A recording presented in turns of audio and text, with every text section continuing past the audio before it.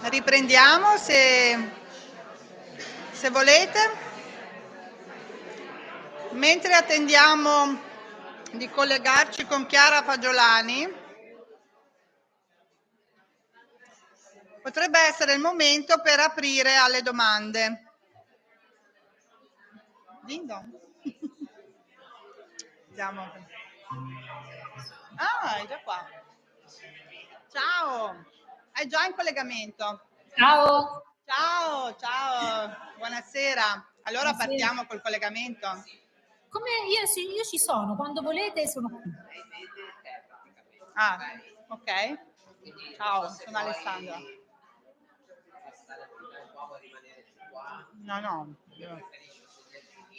No, io vado.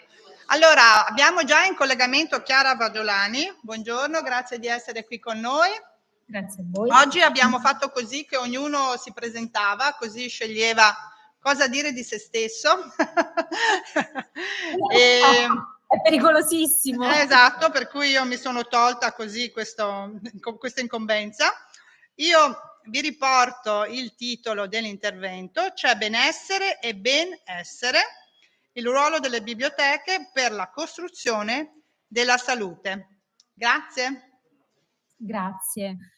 Grazie a voi per il graditissimo invito e mi dispiace non essere fisicamente insieme, ma insomma cercherò di fare del mio meglio anche a distanza. È una giornata importante perché si parla di un tema molto forte che ha a che vedere con la complessità, no? Cioè con la gestione della complessità, che è una caratteristica secondo me importante del tempo in cui viviamo.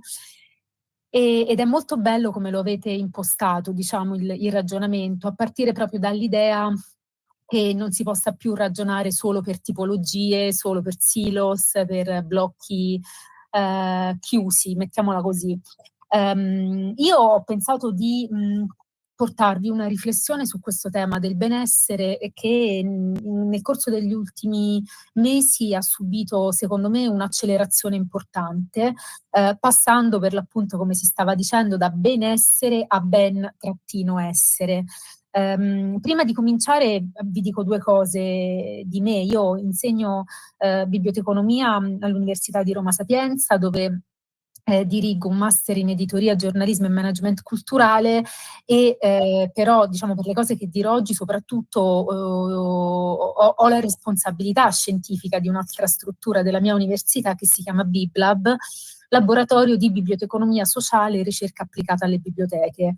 Quindi nella mia presentazione è questa la sottolineatura che voglio fare, perché all'interno di questo laboratorio di ricerca che nascono tantissime delle riflessioni che vi porto oggi. Quindi sì, diciamo ricerca, ma ricerca applicata, cioè una ricerca che vuole produrre un cambiamento, e il lavoro che ho cercato di fare negli ultimi 15 anni nel nostro settore è stato proprio quello di lavorare a un riposizionamento delle biblioteche, una risemantizzazione, come mi piace dire, cioè un arricchimento dei significati che questa parola ha oggi. Allora vado a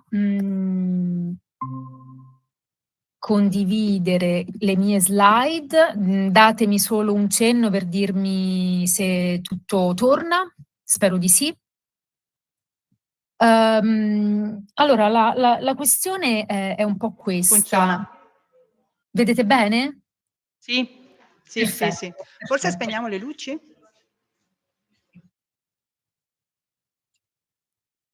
A posto, puoi procedere. Bene. Grazie mille per il feedback. Dicevo, io in questo intervento vorrei aprire uno spaccato su un tema del quale si parla sempre di più, ma molto spesso collegandolo solo alle biblioteche pubbliche, e cioè appunto il ruolo delle biblioteche nel sistema del benessere.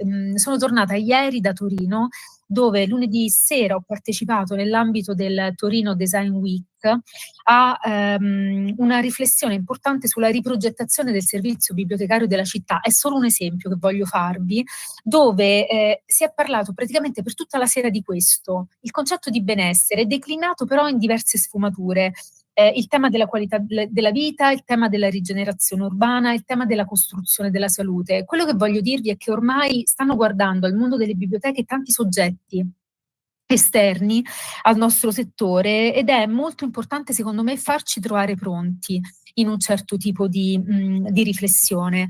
In questa giornata in cui si parla del ruolo della biblioteca scolastica nell'educare al cambiamento e alla complessità in collaborazione con le altre biblioteche, io vorrei proprio considerare l'urgenza di guardare alle biblioteche scolastiche, alle biblioteche pubbliche. Io ci metterei sinceramente anche le biblioteche dell'università come le ruote dello stesso triciclo, passatemi l'espressione. Intendo dire che ciascuna naturalmente ha la sua specificità, ma tutte sono animate da un obiettivo unico che è esplicitato in questa slide che state vedendo, cioè il paradigma dello sviluppo umano, il processo di umanizzazione. Che cosa vuol dire? Banalmente partecipare al processo di essere esseri umani migliori. In questo il pensiero creativo ha un ruolo importantissimo e ci tornerò fra un attimo.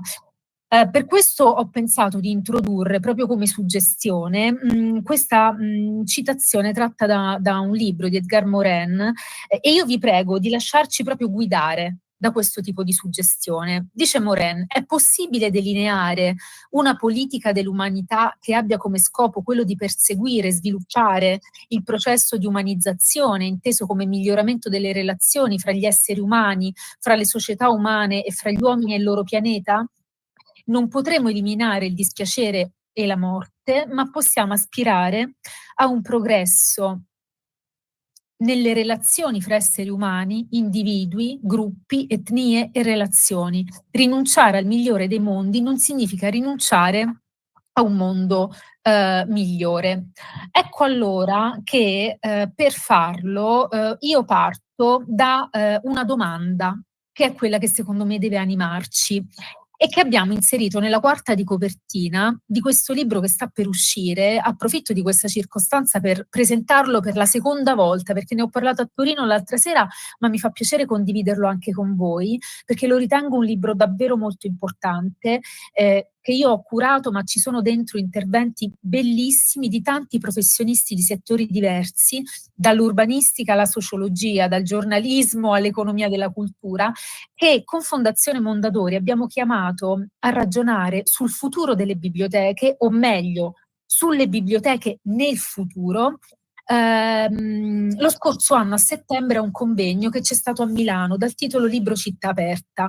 In quel convegno abbiamo cominciato a delineare la fisionomia di 5 tesi per le biblioteche del futuro, e in questo libro che esce la prossima settimana le esplodiamo.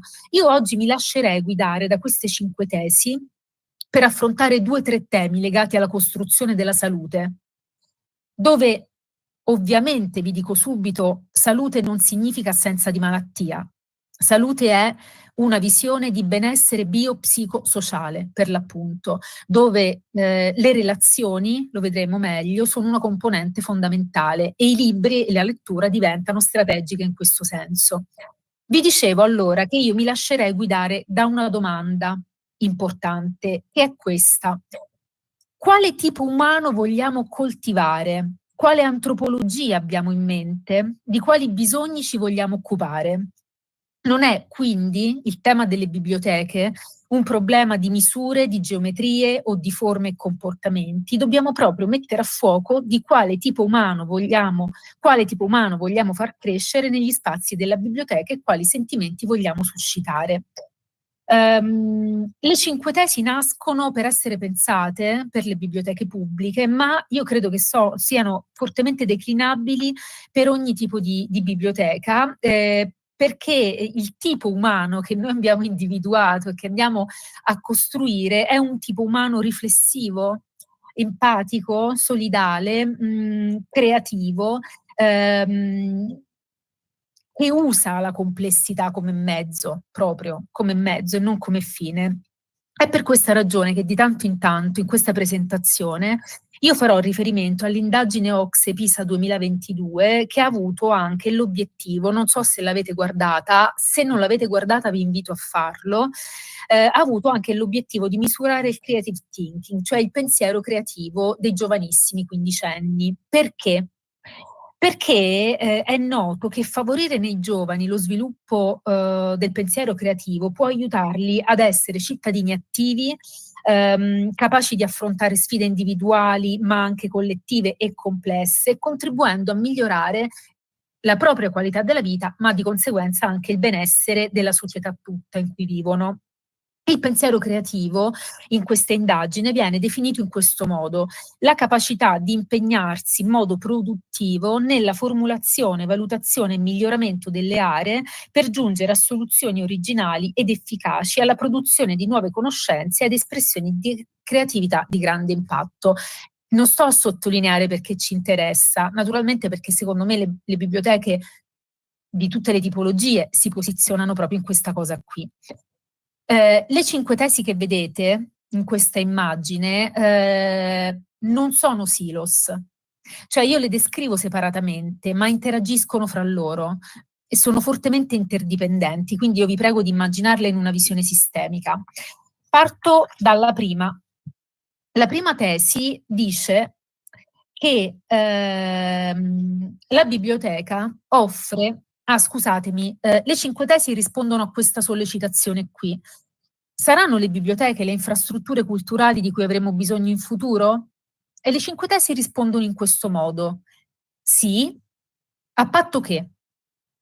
Allora sì, a patto che la biblioteca offra a tutti uno spazio aperto, inclusivo, curato, stimolante, accogliente e abilitante. Io quando dico abilitante intendo che abilita quella cosa che ho detto prima, a quale tipo umano vogliamo contribuire. L'obiettivo delle biblioteche non sarà la fruizione, ma sarà la partecipazione attraverso la vitalità dei servizi. Questa è una sottolineatura fondamentale. In una tesi dedicata allo spazio, all'importanza dello spazio, all'importanza di esserci, le biblioteche scolastiche ovviamente lo urlano, questo tema, tuttavia lo spazio non basta, perché uno spazio non è vitale se non c'è un innesco, e l'innesco non è che il professionista che di questa partecipazione e di questa vitalità è l'attivatore.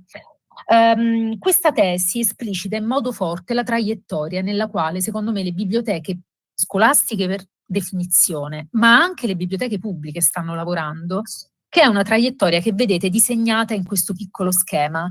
L'ha descritta così Anthony Marks, il presidente della New York Public Library, che ha partecipato a questo convegno di cui vi sto parlando, il quale ha detto che le biblioteche pubbliche, la Biblioteca Pubblica di New York è un'istituzione che ha ispirato e ispira tutte le biblioteche del mondo, no? Lo sappiamo bene.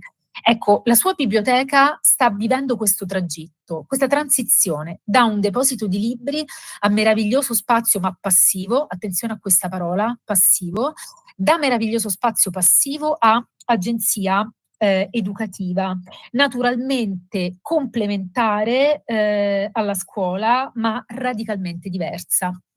Ecco, l'indagine PISA 2022 sul pensiero creativo offre per esempio uno spaccato sorprendente, secondo me, cioè proprio io mi sono molto stupita quando ho letto questo dato. Gli studenti quindicenni tendono a sentirsi molto meno creativi e molto meno consapevoli di sé rispetto a quando avevano 10 anni. Con l'ingresso nel sistema scolastico viene fatta proprio questa sottolineatura, un sistema scolastico strutturato, spesso la naturale spontaneità dei bambini e dei ragazzi viene sacrificata a favore della conformità e dell'esigenza di trasmettere conoscenze consolidate. Allora, perché ci interessano le ruote di questo triciclo? Perché questo dato ci permette di intuire, per esempio, la straordinaria importanza del tempo libero, che è, soprattutto per i ragazzi, ma anche per noi adulti, in realtà un momento che è veramente completamente lasciato al caso. E questo è un fatto molto pericoloso, perché in realtà è proprio durante il tempo libero che diventiamo autenticamente umani. Cioè è proprio nel tempo libero che avviene soprattutto quel processo di umanizzazione che dicevamo prima. È lì che concentriamo le attività più creative, più appassionanti, quelle che ci rendono felici. Queste sono quasi tutte attività fortemente legate al coinvolgimento attivo. cioè le attività che ci rendono molto felici, e qui dovrei aprire un'enorme parentesi sulla cosiddetta teoria del flusso, che se non conoscete vi prego di andarvi a guardare. Stavo cercando il libro perché l'ho rispolverato proprio in occasione di oggi, ma in questo momento non lo vedo intorno a me, volevo proprio mostrarvelo. La teoria del flusso è stata diciamo approfondita dallo psicologo ungherese dal nome molto complicato Mihaly Csikszentmihalyi negli anni 70, ed è una teoria che spiega come il vero stato di felicità non dipenda dall'assenza di preoccupazioni, ma dipenda da una sorta di ingaggio, cioè da uno stato di coscienza in cui noi siamo completamente immersi in un'attività, concentrati, e la mente e il corpo sono in perfetta simbiosi. In quello stato che lui chiama il flow, il flusso, tutto scorre, tutto è in armonia e le attività che facciamo diventano fortemente gratificanti. Queste attività, lo avrà capito perfettamente chi di voi per esempio pratica sport, sono attività che ingaggiano, faticose, ma nelle quali la fatica si sente relativamente per la grande gratificazione che portano. Fra gli esempi di attività di flusso che richiedono quindi questa propensione attiva c'è proprio la lettura. Questo è molto interessante. Cosa ci dice però lo psicologo ungherese che sto richiamando? Che purtroppo solo un quarto delle attività che noi spendiamo nel tempo libero sono attività ingaggianti e attive. Per il resto si tratta per lo più di attività passive. Ci sono tanti studi che hanno lavorato su questo. Io oggi ho voluto aprire una breve parentesi perché trovo un po' inquietante il fatto che nel nostro settore di tutti questi temi non si parli tanto, sono sincera. Cioè noi che proprio dovremmo essere gli specialisti della conoscenza, in realtà sappiamo molto poco di come funziona la conoscenza. E la conoscenza passa anche per questo meccanismo, no? Proprio lo stato di flusso, che ha per esempio tantissimo a che vedere con l'apprendimento. Vi dicevo che ci sono tanti studi che hanno dimostrato come, per esempio, lo stato di flusso sia più facilmente raggiungibile leggendo piuttosto che guardando la televisione. Perché? Perché leggere è un'attività fortemente attiva, faticosa anche alle volte, fortemente ingaggiante. Non solo, alcuni studi, ancora più nello specifico, sono entrati, hanno dimostrato quanto questo stato di flusso si possa raggiungere di più quando le letture vengono scelte da chi poi andrà a leggere in modo libero. E questo naturalmente rispetto alla scuola spiega molte cose. L'atto di scegliere la lettura e la biblioteca scolastica in questo senso può avere un ruolo importantissimo proprio come palestra per lo stato di flusso.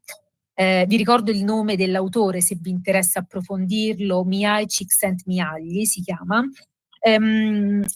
L'atto di scegliere la lettura in autonomia si può considerare proprio un gesto fondamentale di grandissima autodeterminazione. Le scelte che i ragazzi, i bambini fanno portano proprio a riflettere, secondo me, su quel tipo umano che poi potranno essere. Ecco, la prima tesi ragiona su questo ed è una tesi in cui il ruolo del bibliotecario naturalmente è fondamentale.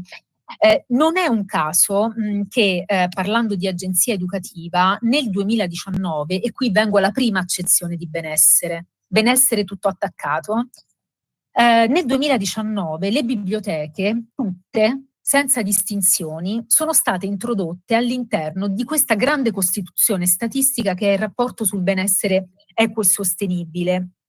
E che qui vedete che ci sono 12 domini, 12 aree, che sono quelle che contribuiscono alla nostra qualità della vita.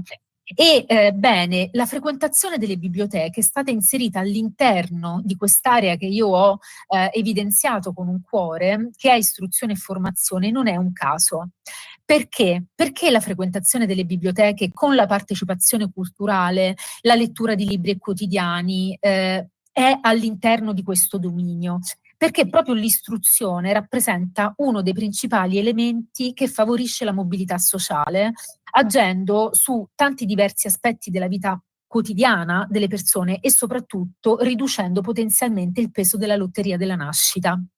C'era a proposito di Bolzano, un dato importante nell'Atlante Save the Children di 2 anni fa, in cui si parlava di un indicatore chiamato speranza di vita in buona salute, che mostrava come fra un bambino che nasce in provincia di Bolzano e un bambino che nasce in provincia di Reggio Calabria ci sia una differenza di 12 anni. Che cosa vuol dire? Che la lotteria della nascita gioca tanto. I determinanti sociali sono anche quelli che determinano la salute e che incidono. Intendo dire non solo il numero di ambulatori o di pediatri, ma anche il funzionamento della scuola, le infrastrutture culturali, il numero di biblioteche. Ecco, le biblioteche che sono all'interno di questo dominio ci raccontano quanto sia possibile uscire, grazie alla lettura in particolare, dalla logica dei cosiddetti pavimenti appiccicosi, numerose virgolette, si chiama così.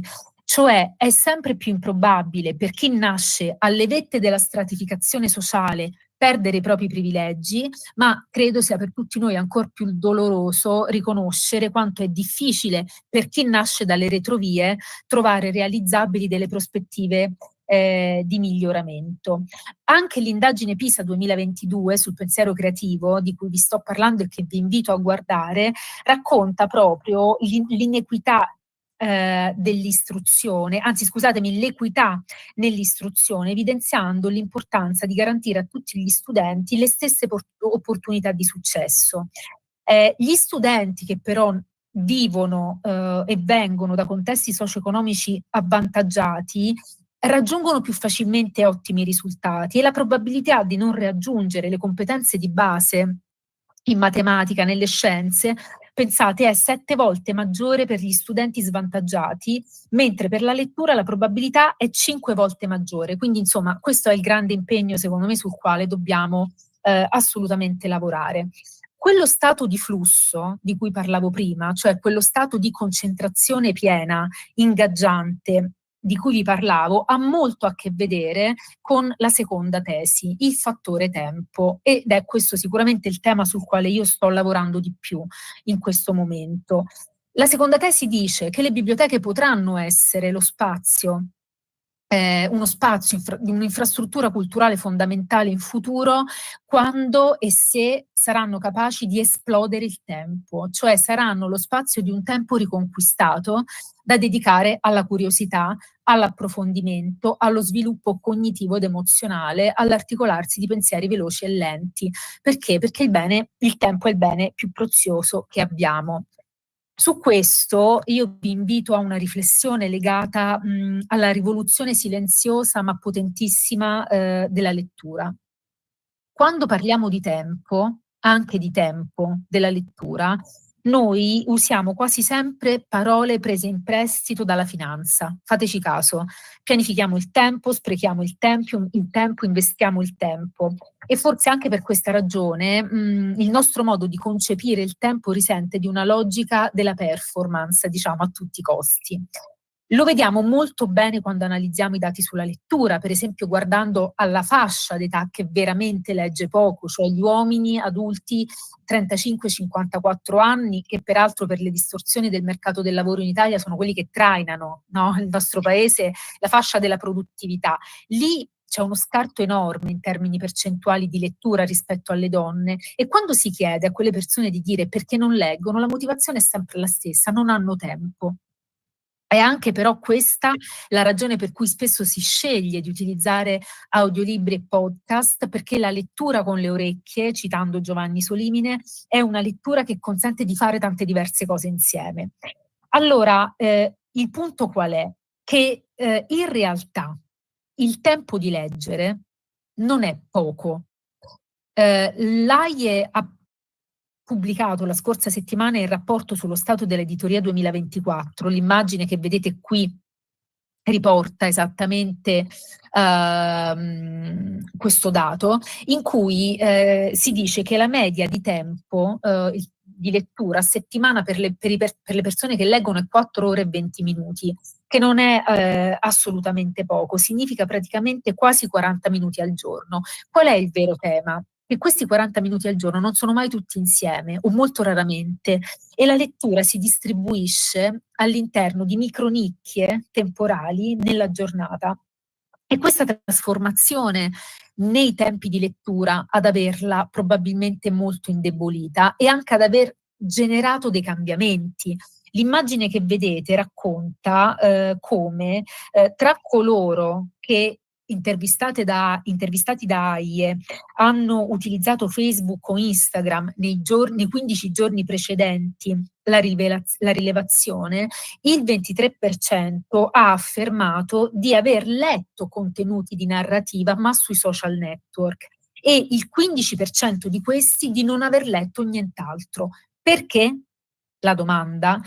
Vedete, fra le prime alternative di risposta c'è da una parte la presenza di immagini capaci di raccontare la storia, quindi una semplificazione, ma mi interessa la terza, e cioè, scusatemi, la quarta, letture che per lunghezza vanno a integrarsi perfettamente con la propria giornata. Quindi che cos'è che paga? La semplicità soprattutto e testi che rispondono in modo preciso alle micronicchie temporali.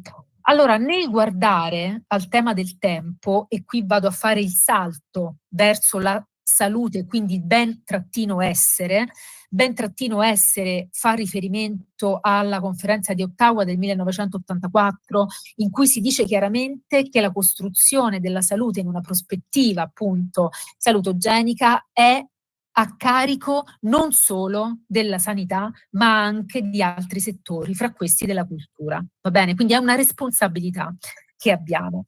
Il tempo, e vengo al passaggio con la terza tesi, quindi, legato alla non frequentazione delle biblioteche e alla non lettura, non è in realtà dovuto a una mancanza di tempo in assoluto, ma è dovuto ad altri due elementi. Vedete, io qui l'ho disegnato: il volume del tempo, la sincronizzazione temporale e la densità temporale. La sincronizzazione temporale ha a che vedere con l'impossibilità di conciliare le agende. La densità temporale ha a che vedere con questa enorme accelerazione, l'idea di dover fare sempre tante cose insieme. Ma ci sono alcune cose che non possono essere accelerate. Terza tesi: la biblioteca sarà il luogo, l'infrastruttura culturale del futuro se la biblioteca è un organismo sociale che interagisce con l'ambiente di cui è una delle componenti, cioè la biblioteca è il luogo del noi, che genera legami sociali e trasforma lo spazio della consuetudine critica al luogo del possibile. La qualità della vita non è data solo dalle cose che facciamo, ma è data anche dalle persone che frequentiamo. E una delle criticità più grandi del sistema salute, sul quale le biblioteche sono chiamate ad agire, è l'epidemia più grande del nostro tempo, ovvero la solitudine. Qualcuno di voi avrà visto forse Presa diretta domenica sera. È stato un servizio bellissimo di Lisa Iotti, che peraltro assieme ad Elena Granata, anche lei presente nel servizio, sono tutte e due autrici del libro che vi dicevo prima, ma non a caso, perché la riflessione che abbiamo fatto è esattamente su questi temi. In Italia nel 2015, pensate che alla domanda pensi di avere qualcuno su cui poter contare in caso di difficoltà? Rispondevano il 13% delle persone, la media europea era del 6%. La solitudine è veramente una sensazione soggettiva, sì, crescente, ma che sta generando dati e ricadute importanti sulla salute. Pensate che si stima che la mancanza di relazioni sociali abbia effetti sulla mortalità e pesi sulla mortalità come fumare 15 sigarette al giorno. Stiamo parlando di un costo anche all'economia italiana di circa 10 miliardi di euro l'anno, e non esistono praticamente strategie per affrontarlo in modo strutturato. Cominciano però ad emergere delle cose e ve le voglio descrivere molto velocemente, se ho ancora 5 minuti di tempo. Nel 2018 nasce un ministero per la solitudine in Gran Bretagna, segue nel 2021 un'iniziativa analoga in Giappone per contrastare il numero crescente dei suicidi e il fenomeno giovanile degli hikikomori. Chi ha visto presa diretta ha visto anche questo fenomeno terrificante nominato Kodokushi, cioè 70.000 morti per solitudine all'anno in Giappone. Nel 2023 l'Organizzazione Mondiale della Sanità istituisce una commissione sulla connessione sociale 2023-2026 che sta studiando in questo momento delle strategie per migliorare la connessione sociale, soprattutto a scopo di costruzione della salute. In Italia, negli ultimi anni, sono nati degli assessorati. La piccola mappa che vedete sulla destra è quella che esplicita dove Povegliano Veronese, Villa del Conte, Montegalda, San Piero Niceto, Vernio, comune in provincia di Prato. Cito questo come esempio per tutti perché ho avuto con la sindaca di Vernio una conversazione molto lunga e che mi ha molto appassionato. A Vernio, per esempio, l'assessorato alla solitudine si chiama Solitudine e Gentilezza, cioè hanno deciso di cominciare a lavorare in un modo forte su questo proprio perché vedevano con i loro occhi gli effetti collaterali di questo problema. Ecco Gino che sta entrando. Ciao Gino, ciao, ben trovato. Sto per terminare. E vi dicevo, le motivazioni che portano alla nascita, diciamo, di queste strategie sono essenzialmente tre. Un'azione di tipo culturale, e cioè l'idea è quella di portare attenzione al tema che ha importanti ricadute sulla salute delle persone lungo tutto il corso della vita, quindi non un problema essenzialmente legato alle persone anziane, come potremmo immaginarci, ma che anzi trova proprio nelle fasce giovanili gli effetti più spaventosi, se posso dire. Per questo anche un'azione educativa, e su questo secondo me scuola e biblioteche hanno naturalmente il compito di lavorare insieme, lavorando proprio sulla consapevolezza dei singoli affinché si possano attuare azioni e strategie proprio per conservare e valorizzare le relazioni di amicizia, e un'azione infrastrutturale, cioè tutti questi soggetti di cui vi ho parlato finora hanno cominciato a prestare maggiore attenzione agli ambienti, agli spazi, ai servizi pubblici della comunità per fare in modo che le città abbiano luoghi in cui le persone possono incontrarsi e stare insieme, ma non basta. Io di questo sono abbastanza sicura, non è solo l'elemento hardware strutturale che conta. Io credo che ci sia ancora una volta una riflessione molto forte da fare sul fattore tempo. Quindi la progettazione proprio dei tempi legati alla lettura e legati anche agli effetti collaterali positivi che la lettura ha nella socialità. Vado in chiusura per lasciare poi subito la parola a Gino Roncaglia. Chiudo con le ultime due tesi raccontandole insieme per una ragione, perché qui secondo me forse c'è un po' la criticità sulla quale riflettere. Le biblioteche saranno sì l'infrastruttura culturale di cui in futuro avremo bisogno se le biblioteche hanno un impatto sociale, viene già dato per scontato. Del resto i grandi progetti in corso di realizzazione in questi mesi, che apriranno al pubblico nel 2026, partono proprio dalla progettazione degli impatti di lungo periodo e operano per migliorare la qualità della vita di tutte le persone che insistono, che vivono in quel luogo. Lo abbiamo visto in due modi: la costruzione del benessere inteso alla maniera dell'Istat e la costruzione del ben-essere inteso alla maniera dell'OMS, cioè costruzione della salute, approccio salutogenico. È chiaro però che tutto questo non si può fare da soli, ma solo in una relazione sistemica, che è peraltro quella che molto brillantemente, devo dire, avete individuato con il tema di questa giornata, cioè il ruolo della biblioteca scolastica nell'educare al cambiamento e alla complessità in collaborazione con, quindi siete in qualche modo partiti proprio da questa idea che anche noi abbiamo cercato di sottolineare con le 5 tesi. E poi l'ultimo aspetto: la biblioteca produce cultura, è un organismo vivente e quindi lavora per offrire spazio per nuovi saperi che nascono dalla serendipità, dalle connessioni e dallo scardinamento dei confini disciplinari che la biblioteca per sua natura genera. Ecco, la criticità dove sta? È una domanda che vi faccio, naturalmente non ho la risposta ma la lascio a voi, se i bibliotecari sono pronti. E in termini di competenze, in termini di riflessioni e anche in termini di responsabilità da avere. Grazie molte per l'attenzione. Spero sia stata una riflessione, come dire, allineata a tutto ciò che è avvenuto stamattina e che purtroppo non ho potuto seguire. Grazie molto per questo intervento che veramente ci stimola moltissimo, ci pone tanti dubbi, tanti stimoli e anche una grande responsabilità. Sulla domanda che ci poni penso che dovremmo aprire un altro convegno.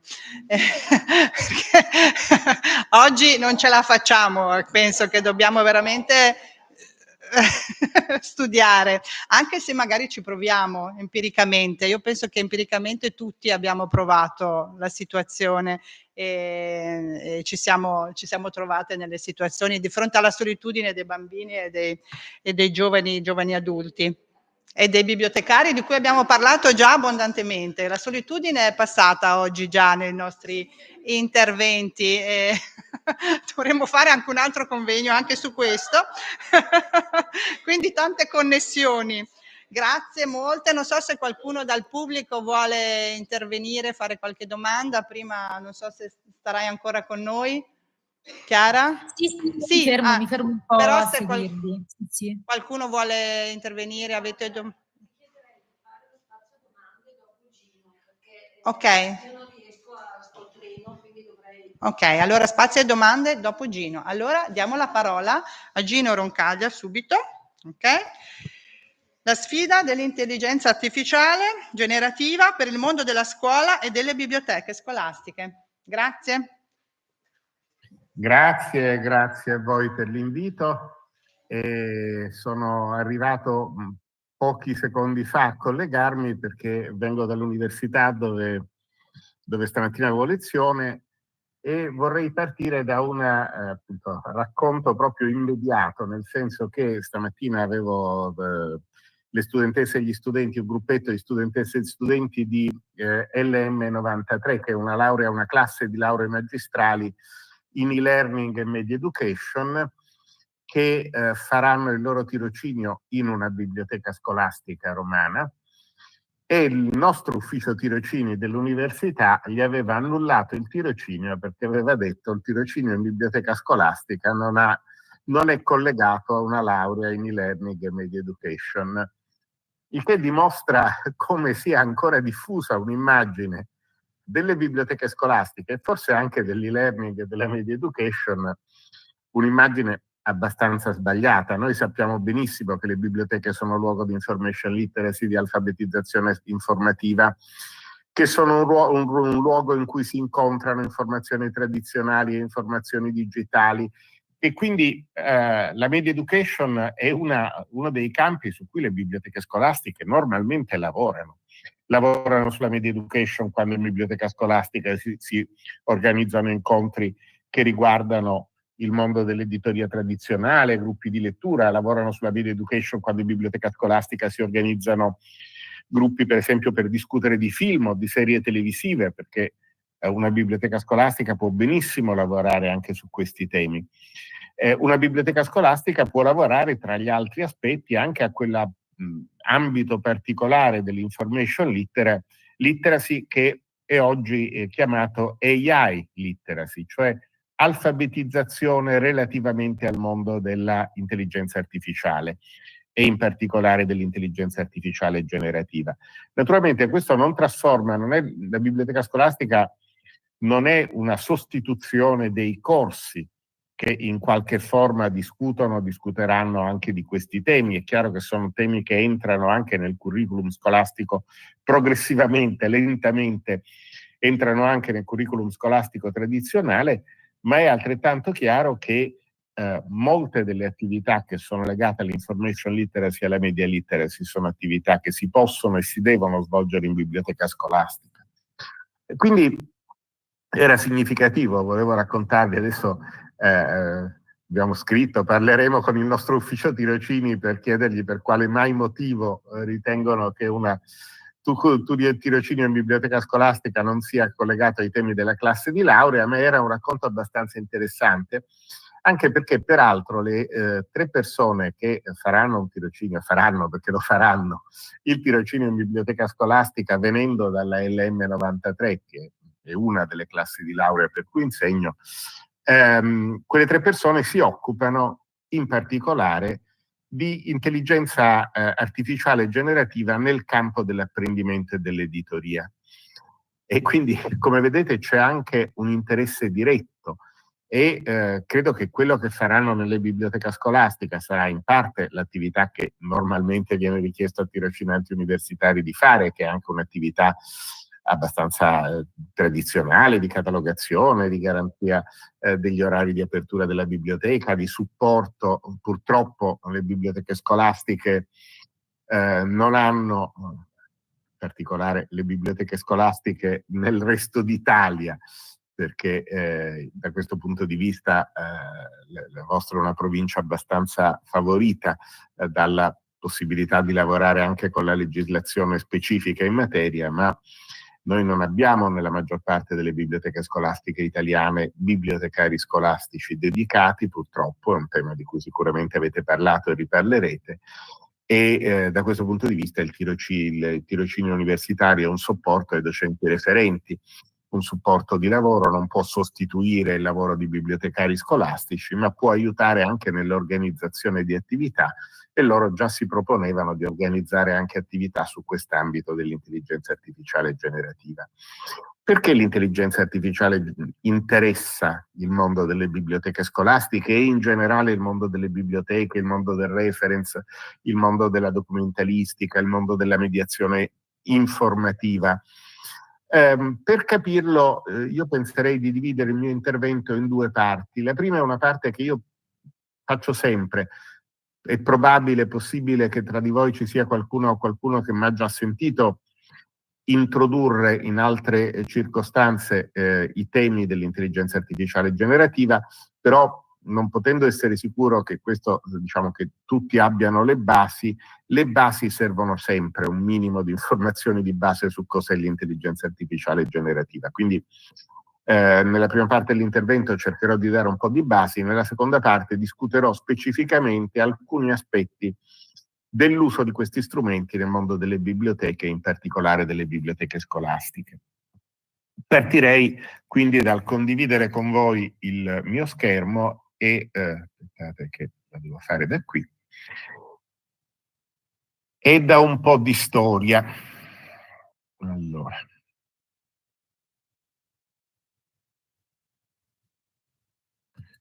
aspettate che devo aprire la finestra corretta, ok, questa.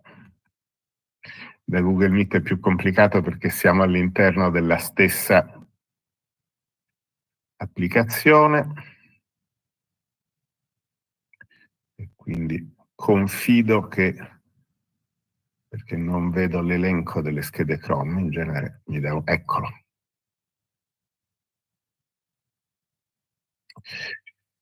Ok, dovrebbe a questo punto essere condivisa la schermata e appunto partirei da un briciolo di basi storiche, dal dare un pochino di riferimenti e di basi storiche. L'intelligenza artificiale è un campo non nuovo. Abbiamo cominciato a occuparci di intelligenza artificiale, se vogliamo lasciare perdere un ambito pure affascinante che è quello della preistoria dell'intelligenza artificiale, nel senso contemporaneo con riferimento ai computer, abbiamo cominciato a fare negli anni 50 del Novecento. Ci sono spesso 2 date che vengono citate: l'ottobre 1950, quando Turing pubblica su Mind il famoso articolo Computing Machinery and Intelligence, in cui c'è la proposta del test di Turing, ma c'è anche in generale una discussione molto interessante di alcune questioni filosofiche legate al campo dell'intelligenza artificiale che sono ancora di estrema attualità. E il 1956, Turing è già morto da 2 anni, quando al Dartmouth College si riuniscono le persone che cominciano a occuparsi del campo dell'intelligenza artificiale. Il lavoro nei primi decenni, fondamentalmente fin verso il 1972-73, è il lavoro che oggi viene chiamato, si basa su quello che oggi viene spesso chiamato il paradigma della Good AI, Good Old Fashioned Artificial Intelligence, la buona intelligenza artificiale dei tempi andati. Questo paradigma ha alcune assunzioni di base. La prima è che l'intelligenza sia basata in primo luogo sulla capacità di usare il linguaggio, siamo intelligenti perché usiamo il linguaggio, di ragionare, siamo intelligenti perché sappiamo ragionare, di costruire modelli, siamo intelligenti perché sappiamo costruire modelli, e l'idea che queste attività, l'uso del linguaggio, quindi la capacità di usare il linguaggio, il ragionamento, l'uso di modelli, siano sostanzialmente attività basate su regole.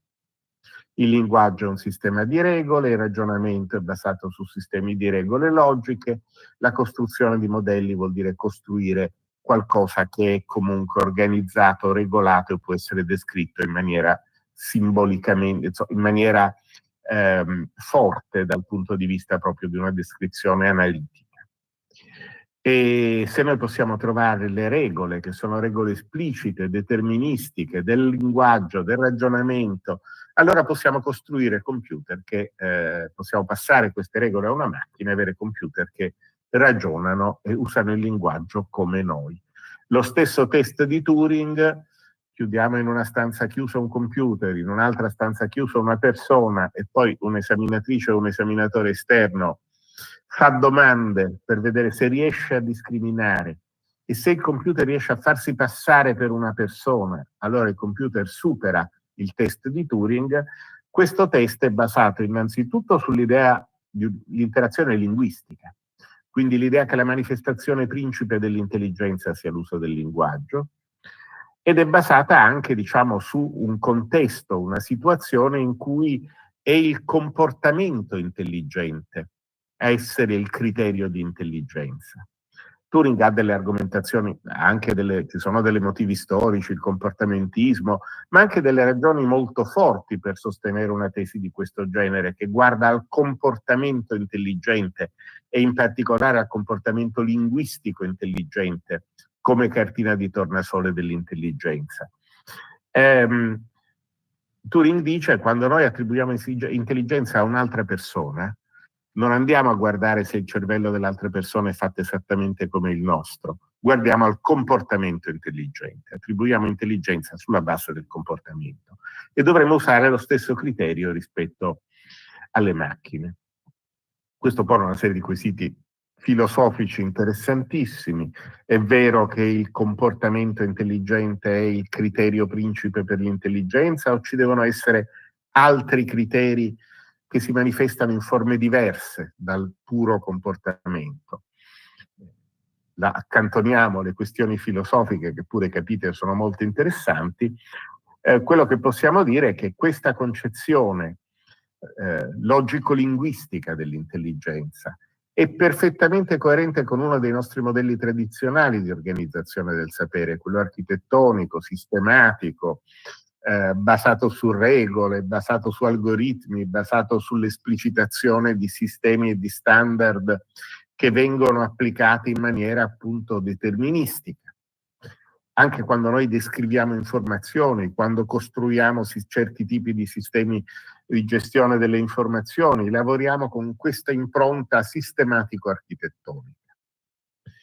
Questo però nel campo dell'intelligenza artificiale questo non funziona, cioè l'intelligenza artificiale del primo periodo, quella che oggi chiamiamo intelligenza artificiale classica, intelligenza artificiale logico-linguistica, Gof AI, non ha funzionato. Non siamo riusciti con questi strumenti a costruire sistemi intelligenti capaci di una manifestazione di intelligenza logico-linguistica neanche lontanamente paragonabile alla nostra. Storicamente questo porta al primo inverno dell'intelligenza artificiale, porta al tentativo di lavorare su sistemi meno ambiziosi, sistemi esperti, e porta anche allo sviluppo di una linea di ricerca che è quella legata al machine learning, al deep learning, che viene da un campo particolare, le reti neurali. La ricerca in reti neurali era partita, diciamo, in parte dalla considerazione del fatto che la nostra intelligenza sembra fortemente basata sui neuroni del nostro cervello. Abbiamo cominciato a vedere i neuroni alla fine dell'Ottocento, abbiamo cominciato ad avere microscopi abbastanza potenti da vedere i neuroni. Sappiamo che nel nostro cervello ci sono tante di queste cellule particolari che raccolgono input apparentemente da altri neuroni o dal nostro apparato sensoriale, quindi hanno dei canali di input. Ogni neurone riceve più input da altri neuroni o da apparati sensoriali attraverso i dendriti, in qualche modo elabora questi input che riceve ed emette un output, perché il neurone ha un canale di uscita attraverso cui viene emesso un segnale, che può essere distribuito a sua volta a tanti altri neuroni. Questo modello del neurone viene trasformato, che è quello che trovate un pochino sintetizzato in questa immagine, viene trasformato già nel 1943, prima ancora della nascita dell'intelligenza artificiale. Un neurofisiologo e un logico, McCulloch e Pitts, propongono di costruire un modello astratto del funzionamento del neurone. In questo modello semplificato inizialmente gli input sono soltanto 0-1, il neurone li elabora ogni neurone in base alle sue regole e restituisce un output che in questo modello semplificato è di nuovo o 0 o 1. Questo capite che potremmo avere dei neuroni AND che restituiscono AND se e solo se tutti gli input hanno valore 1, dei neuroni OR che restituiscono 1 se e solo se almeno uno degli input ha valore 1. È un modello ancora perfettamente logico, scatoletta logica il neurone pensato così. E progressivamente questo modello viene complicato. Non è detto che gli input siano solo 0 e 1, possono essere valori continui nel range 0-1. Viene aggiunto il peso, non è detto che lo stesso input abbia lo stesso peso per tutti i neuroni. Ogni neurone guarda a ogni particolare input dandogli un'importanza maggiore o minore a seconda degli scopi del neurone. Un input sonoro sarà molto importante per un neurone che deve per esempio controllare l'ambiente, ci si occupa di controllare l'esistenza di pericoli nell'ambiente circostante, i suoni possono avvertirci di un pericolo, sarà meno importante per un neurone che è impegnato per esempio nella lettura visiva di un testo. I vari input hanno un peso che dipende dalla funzione dei diversi neuroni e quindi viene aggiunta quella W che è il peso dei neuroni. All'inizio siamo ancora in un contesto deterministico. Se la sommatoria pesata degli input supera un certo valore, il neurone si attiva, se no, no. Il primo forte salto si ha quando da questo meccanismo deterministico passiamo a un meccanismo probabilistico. Con l'aumento della sommatoria pesata degli input aumenta la probabilità che il neurone si attivi. Ma se abbiamo una funzione probabilistica non saremo mai sicuri che in quella determinata situazione il neurone emetterà un segnale. Avremo solo delle probabilità. Le reti neurali di oggi sono probabilistiche, sono in parte delle scatole grigie. Noi possiamo andare a vedere gli X, i W, ma non sappiamo bene poi se effettivamente possiamo andare a lavorare sulle funzioni di attivazione, ma poi il comportamento specifico dei singoli neuroni, a maggior ragione della rete che ne comprende tantissimi, è in parte imprevedibile. Questo è un passaggio importante. Passiamo da un impianto architettonico a un impianto statistico probabilistico, in cui per esempio la produzione di linguaggio da parte di un sistema come ChatGPT è una produzione che è guidata da principi statistico-probabilistici, assomiglia un pochino a un oracolo più che a un architetto. E noi usiamo grandi corpora di addestramento, li prepariamo, li suddividiamo in token, io adesso non entro in tutta una serie di dettagli che ci porterebbero via troppo tempo, li spezzettiamo in token, un token è una parola, una parte di una parola cane, gatto sono dei token, mentre per esempio televisione sono 2 token. Ogni token viene trasformato in una matrice di numeri, questo è il grande modello linguistico. Qui vedete lo spazio dei termini che si riferiscono ad animali con alcuni esempi, e 2 dimensioni, la grandezza fisica dell'animale e la cuteness, quanto è carino l'animale. Noi possiamo attribuire dei valori numerici a queste dimensioni dell'uso del token, del termine. Per esempio, elefante ha un size molto grande, le tarantole o le zanzare hanno dei valori molto piccoli sia di dimensione sia di cuteness, sono piccoli e orribili. L'elefante è grande ma piuttosto cute. I gattini sono il massimo della cuteness e hanno una dimensione grandezza intorno a 13-14 in questa scala. Trasformiamo queste e tante altre dimensioni dell'uso del termine nel corpus in valori numerici, che rappresentano come il token è usato nel corpus. Una sorta di concretizzazione dell'idea di significato come uso. I sistemi si costruiscono attraverso l'addestramento non supervisionato e l'addestramento supervisionato, si costruiscono queste matrici di valori, si costruiscono loro le dimensioni. Noi qui abbiamo usato la cuteness, la grandezza fisica. In realtà un sistema si costruisce intorno a un token, migliaia di dimensioni in cui da qualche parte ci sarà la cuteness, da qualche parte ci sarà la grandezza fisica, ma che noi non dominiamo perfettamente perché le costruisce il sistema, non le costruiamo noi. In questo modo impara relazioni, a dare valori numerici a relazioni tra termini e permette di costruire, se io gli do un input, cosa potrei fare di bello stasera, il sistema tokenizza il mio input, cosa potrei fare di bello stasera, e poi produce predittivamente una risposta, scegliendo tra i token più probabili nelle sue matrici di numeri come continuazione del discorso. Produce un token alla volta: stasera potresti andare al cinema. Produce un output, un token alla volta. La cosa straordinaria è che funziona enormemente bene. Dove aveva fallito l'intelligenza artificiale simbolica, questa intelligenza artificiale funziona benissimo, con i suoi problemi.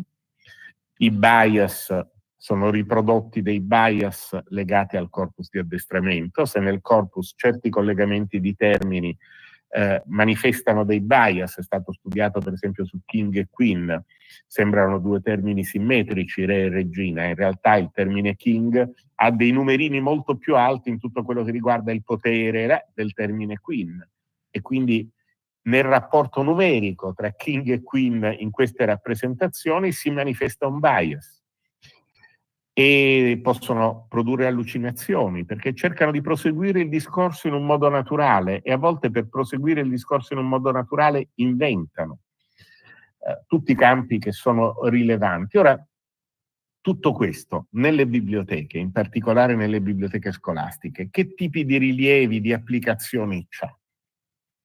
Innanzitutto c'è l'aspetto appunto della information literacy e dell'AI literacy. In una situazione in cui i sistemi di intelligenza artificiale generativa producono contenuti, producono immagini, producono testi, producono ormai una parte non irrilevante dei contenuti che incontriamo per esempio sui social network, diventa importante quando una biblioteca scolastica lavora sull'information literacy, su tematiche come quelle della valutazione delle fonti, capire e spiegare che i sistemi di intelligenza artificiale generativa stanno diventando una fonte di contenuti informativi che ha le sue caratteristiche. Non è sempre attendibile, anzi abbastanza spesso inventa, ha i suoi bias, però ha un'enorme capacità affabulatoria e può essere utilizzata in maniera molto interessante in certi casi specifici. Cosa sono bravi a fare i sistemi di intelligenza artificiale generativa? Noi spesso li usiamo un po' come se fossero Wikipedia, cioè gli facciamo delle domande aspettandoci che ci diano una risposta corretta. Questa non è la cosa che sono veramente bravi a fare, e infatti spesso sbagliano. Quello che sanno fare molto bene sono per esempio sintesi di documenti, abstract, previsione di come si potrebbe proseguire un certo discorso. E questo ha degli scopi. Pensiamo per esempio a un campo importante come quello dell'accessibilità.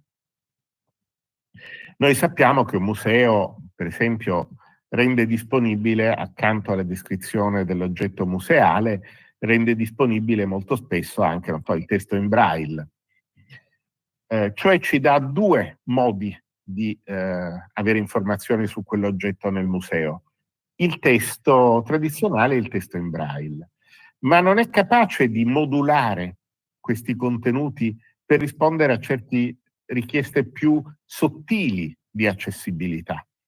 La descrizione del reperto spesso è la stessa per un pubblico adulto, per un pubblico più giovane, per un pubblico molto competente in materia o per un pubblico che non ne sa niente, per un pubblico che conosce quella lingua e un pubblico che non la conosce.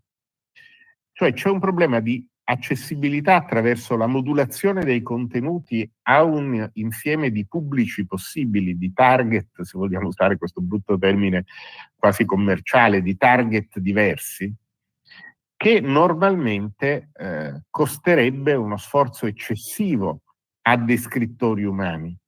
Se noi facciamo la sintesi o il riassunto di un libro, se facciamo l'abstract di un libro, normalmente lo facciamo una volta e cerchiamo di farlo in maniera abbastanza generica e impersonale perché possa andare bene per pubblici diversi, ma i pubblici sono molto diversi.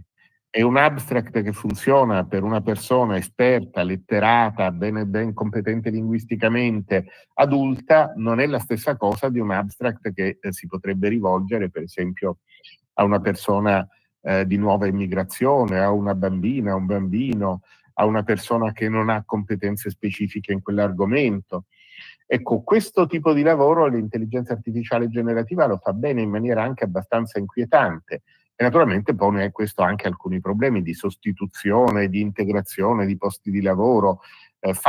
Noi abbiamo sempre pensato che questo tipo di attività più creative fossero appannaggio umano e non è necessariamente così oggi.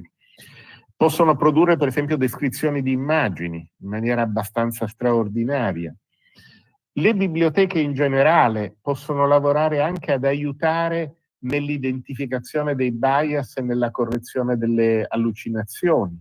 Ci sono sistemi che integrano l'architetto e l'oracolo, integrano un sistema generativo predittivo con sistemi di verifica delle informazioni, la cosiddetta Retrieval Augmented Generation, RAG, che è un meccanismo per mettere quello che produce un sistema di intelligenza artificiale generativa, metterlo alla prova attraverso sistemi di recupero delle informazioni più tradizionali. Certo, sistemi di intelligenza artificiale generativa possono essere programmati, per esempio, per catalogare libri.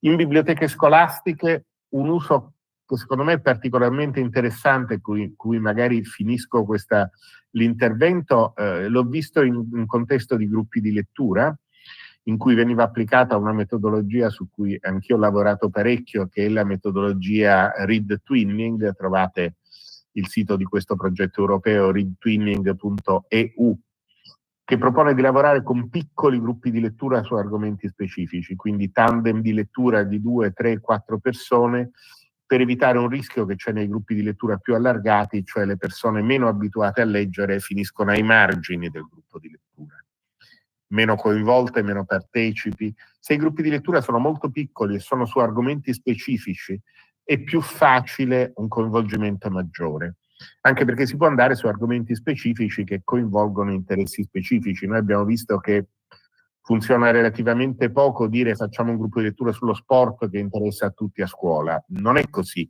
Le nostre studentesse e i nostri studenti non sono interessati allo sport in generale, sono interessati all'equitazione, al calcio, al baseball, alla ginnastica artistica, al nuoto, cioè hanno in genere degli interessi specifici. E un gruppo di lettura che cerca di trovare un libro generico che parli di sport non è affatto detto che funzioni altrettanto bene di quanto non funzioni prendere 2 studentesse o studenti, che ho 3 o 4, che sono appassionati di equitazione, e dargli un libro in cui si discute, si parla, un romanzo ambientato in qualche modo collegato a quell'interesse specifico. Questo presuppone un'enorme capacità di riconoscere interessi specifici. Noi possiamo farlo con dei questionari, ma noi sappiamo che se vogliamo fare dei gruppi di lettura ben organizzati su un pubblico abbastanza ampio di studentesse e di studenti, non sulla singola classe, anche qui le biblioteche scolastiche intrecciano classi diverse, gruppi classi diverse, ed è bene che facciano così. Se vogliamo costruire dei gruppi di lettura, dei piccoli tandem di lettura trasversali, ci serve una grossa inchiesta sugli interessi personali, che deve essere un'inchiesta anche qualitativa. È difficile dare i menù a tendina per tutto e analizzare queste cose solo in termini quantitativi.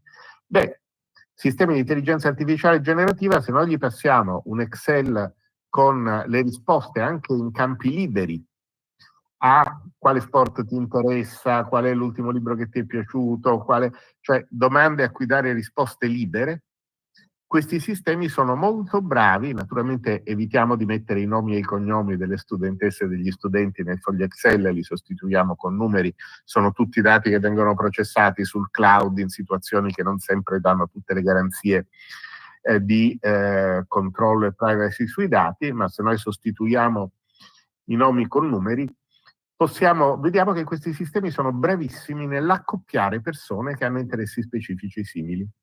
Ci dicono il numero 13, il numero 141 e il numero 812 potete metterli insieme perché hanno degli interessi molto simili e hanno profili abbastanza simili.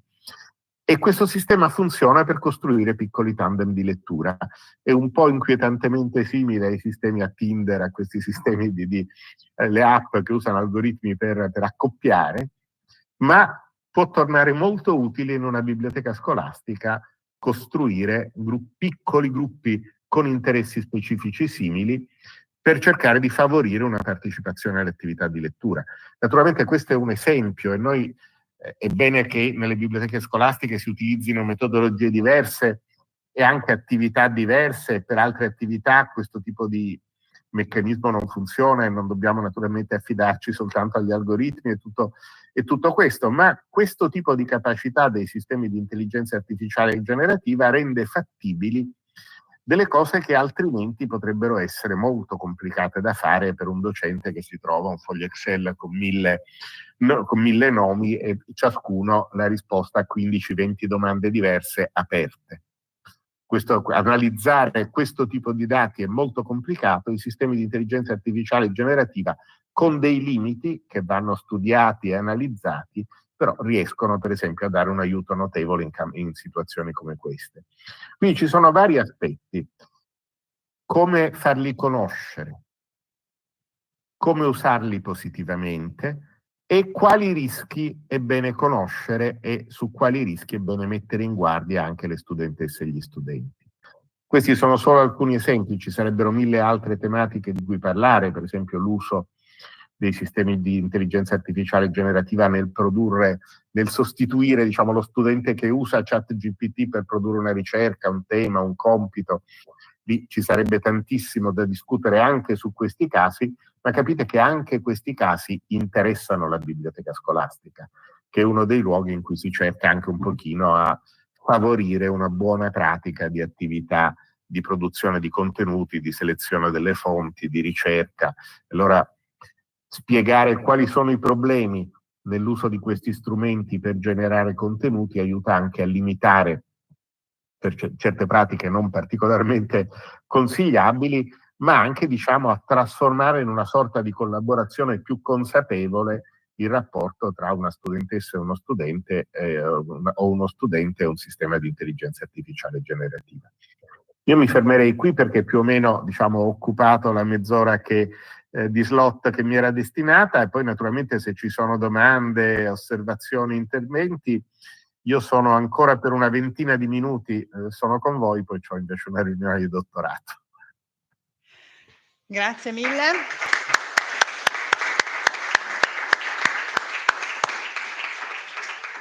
Allora, finché Gino Roncaglia e Chiara Fagiolani sono ancora collegate e le nostre esperte della mattina sono ancora presenti, qualcuno dovrà partire prima, Quindi raccoglierei qualche domanda, se c'è, dal pubblico. Raccolgo, Matteo raccoglie. Sì, buonasera, ciao Gino, buonasera Chiara Fagioli, sono Patrizia Luperi. Ero molto interessata alla motivazione con la quale Gino Roncaglia vorrà fare inserire nelle biblioteche scolastiche nella lista degli enti con possibilità di svolgere il tirocinio, perché è macchinosissimo il criterio con il quale vengono scelte diciamo le strutture nel quale svolgere un tirocinio. Quindi volevo chiedergli se prendeva in considerazione il fatto di esporre la relazione di oggi per completamente spenderli, usiamo questo termine. Grazie, ciao a tutte e due.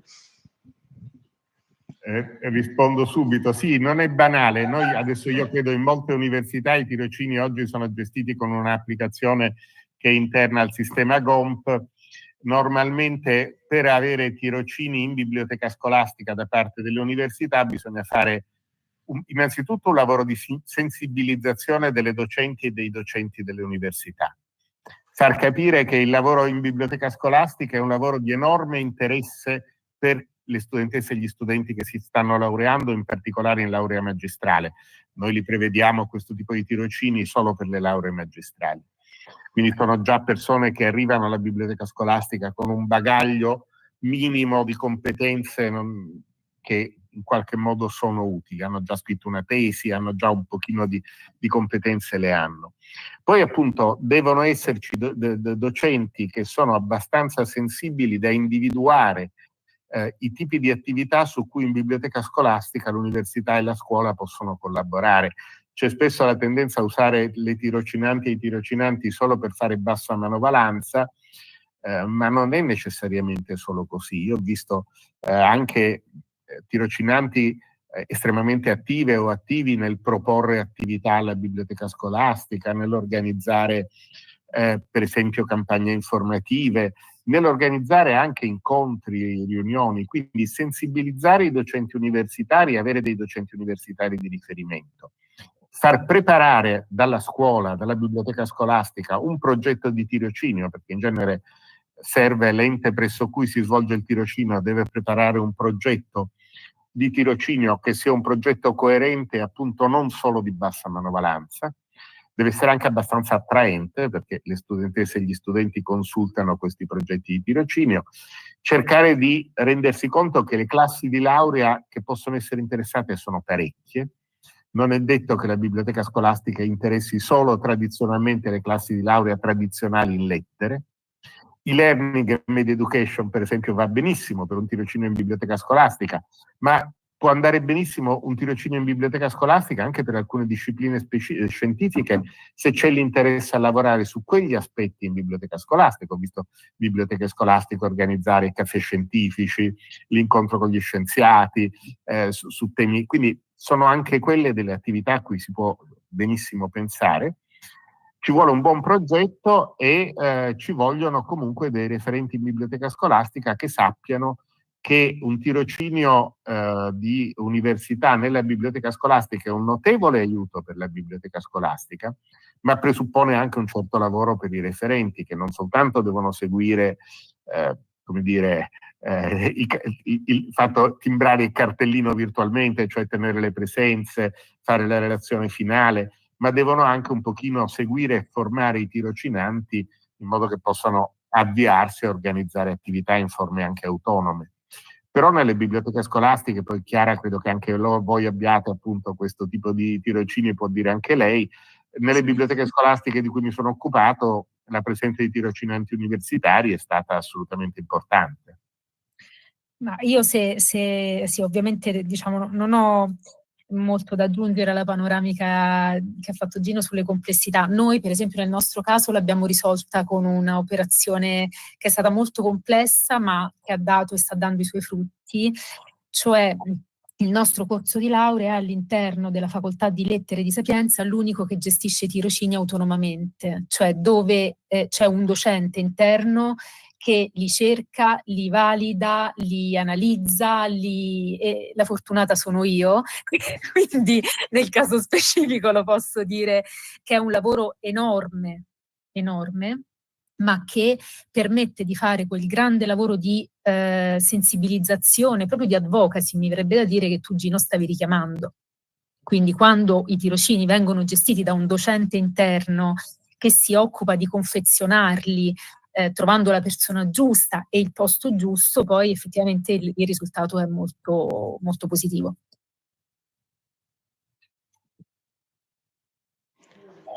Ci sono domande dal pubblico?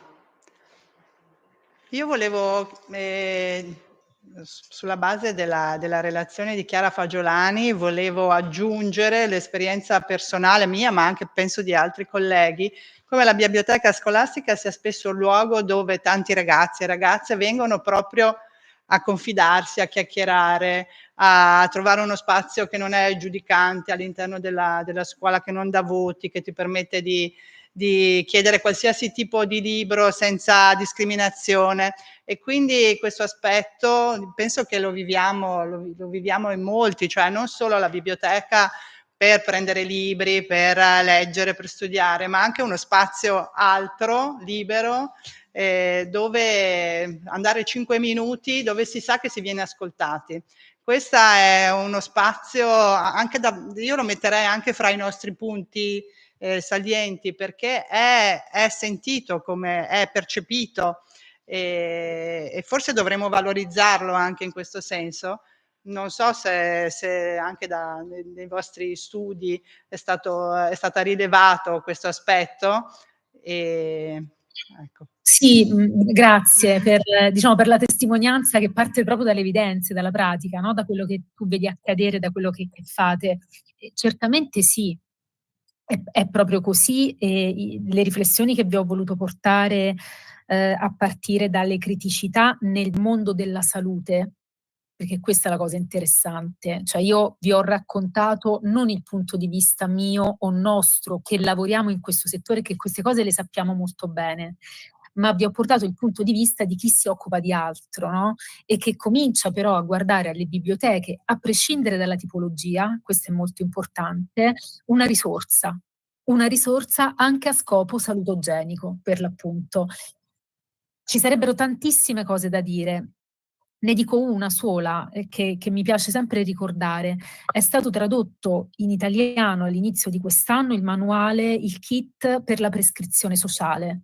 La prescrizione sociale è un dispositivo che consente al medico di medicina generale di utilizzare le risorse della comunità e del territorio, quindi anche i servizi culturali, tutte le attività di formazione permanente, a scopo di costruzione della salute. Certo che questo non può valere per alcune patologie, ma non c'è neanche da dirlo, ma ce ne sono delle altre in cui la frequentazione di quegli spazi, anche per le ricadute in termini di socialità, si può sostituire al farmaco. Questo è stato proprio quantificato anche in termini economici. Io credo che questa sia nel mondo delle biblioteche una rivoluzione che sta un po' arrivando.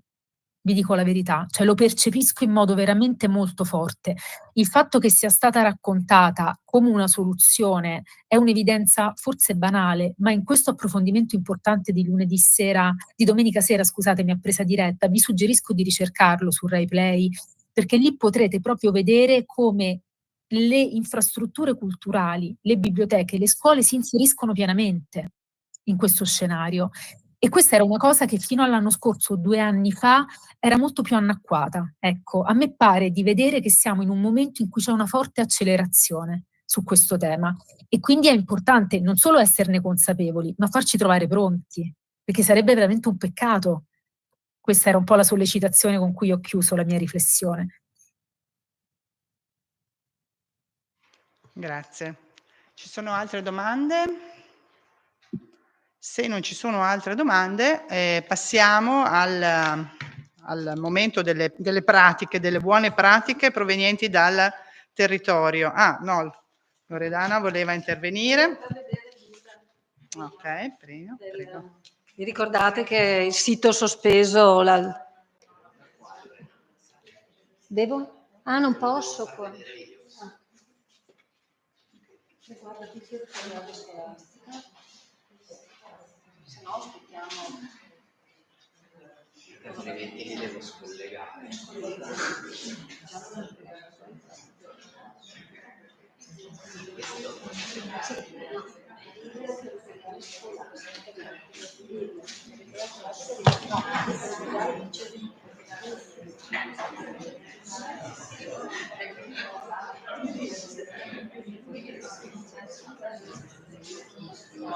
Sì.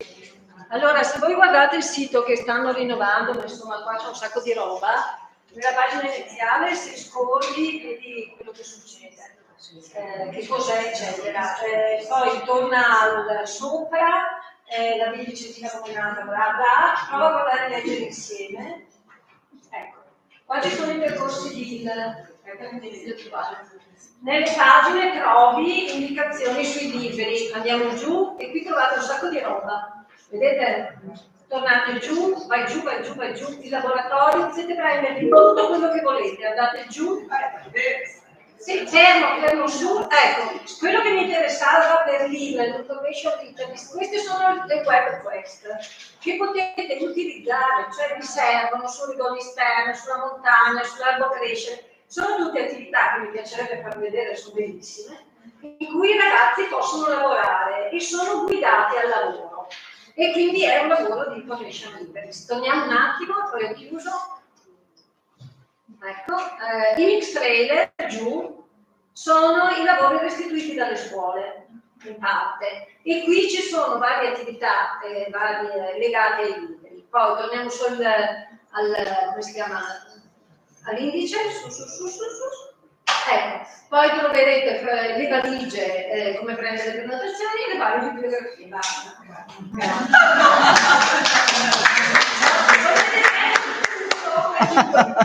Della serie prendete tutto quello che vi serve e utilizzatelo a vostro piacimento, al meglio e se vi serve.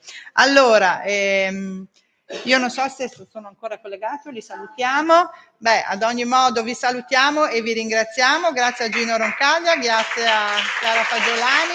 Grazie a voi, grazie del lavoro. Grazie, buona serata, buon pomeriggio. Grazie.